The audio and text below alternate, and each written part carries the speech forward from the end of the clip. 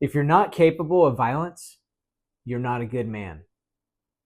So, this video, I want to talk about the importance as a man to have the capability to be violent, to use violence on behalf of good. What do I mean by that? Jordan Peterson says it best. He says, I'm probably going to butcher this, and if you don't know who Jordan Peterson is you've probably been living under a rock, but if you're watching my channel, you probably have heard of Jordan Peterson. And he says,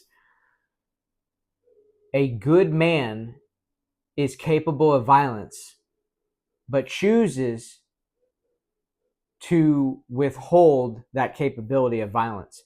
In other words, if you're incapable of violence, you're merely a lapdog. You're merely a docile, weak man. And I'm not saying I'm the toughest guy out there, but I am saying this from my perspective, that if you're not capable as a man to protect yourself and your family, you are not a good man in my opinion. Because when push comes to shove and there's an incident that occurs and you can't respond effectively, you're a liability. You're no longer an asset.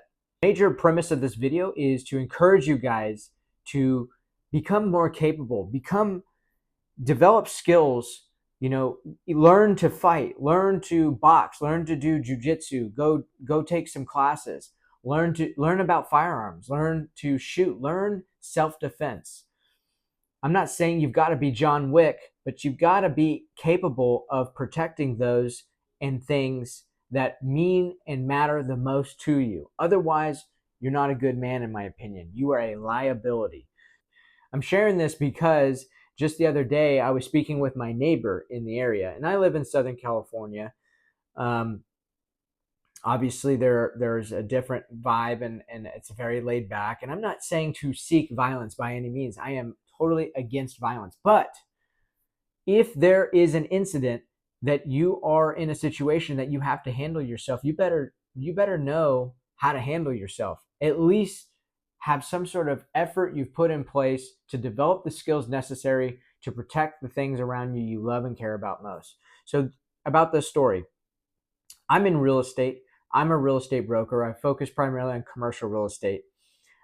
When I got out of the military, my main objective was to eventually go into law enforcement potentially, and then go down into SWAT or special operations units and go down that path. More specifically, I wanted to be a deputy U.S. Marshal. I was even selected by the deputy U.S. Marshals. I went to an academy, I believe it was in 2021 or 2022, right around the pandemic, we'll say, and they ended up, to make a long story longer, I was about a month and a half into the academy, and they shut down the entire facility in Glencoe, Georgia, due to a COVID outbreak, is what they called it, even though everybody that was there was 95%, we'll say, were quote unquote vaccinated. So I ended up resigning because in order to stay and continue training, they essentially told us, you have to get the booster, you have to get the shots and the booster. You even just the two normal shots, you had to also get a booster in conjunction with the two original shots. I was either going to have to go back to my place of duty, the duty station, and the jurisdiction I was going to be down further south, and stay there and recycle with another class, or I was going to have to get these shots in order to stay and continue training. Well, I was having a kid at the time. This was my firstborn, my son, and I made the executive decision at the time. I'm like, this is my sign. Maybe I shouldn't be here. Maybe I shouldn't be under the complete thumb and control of the government and be at the whims of what they say and what I have to do in order to receive what? A paycheck? To receive a title? And mind you, this was a dream career of mine. I wanted to be a deputy U.S. Marshal more than anything. I did everything. I researched it thoroughly. This is all I wanted to do. And I would be lying and pretending if I didn't still feel the desires to serve in some capacity in that realm of work. However, it just didn't work out, and ultimately I resigned. So the reason I tell you that story is because after the military, when I was 19 years old, I still continued working on myself and my capabilities of controlled aggression and violence. We'll call it for the sake of this video. And so I was doing jujitsu.